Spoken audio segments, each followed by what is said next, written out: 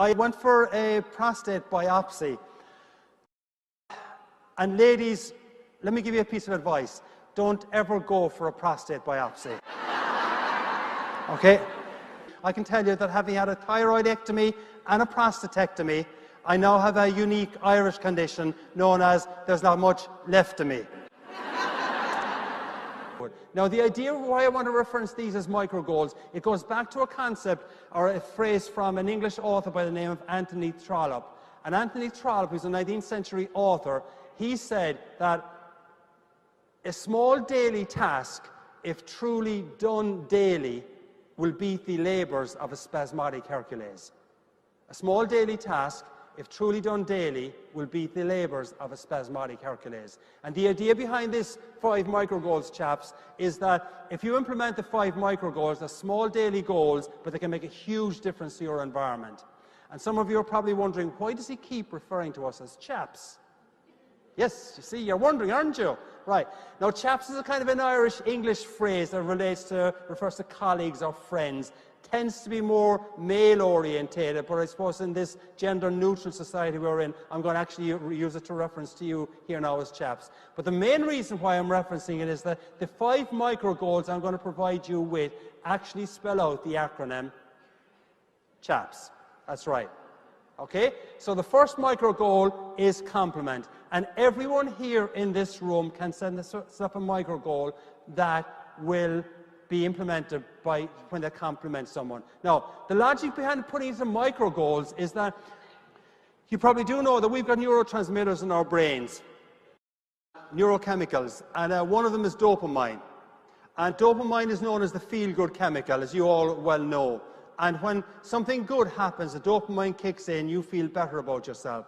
The logic of treating these as goals is that if you set yourself a micro goal that I will compliment one person when I go back to work, when you actually hear yourself complimenting that one person, you're going to hear yourself saying, hey, I achieved my micro goal. You're going to feel better about yourself.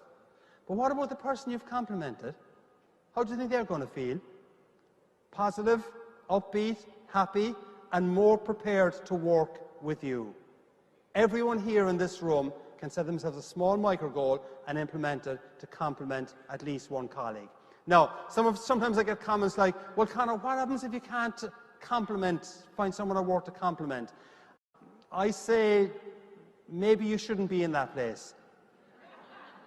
More pointedly, I'd say maybe it isn't the workforce is the problem. It might be you.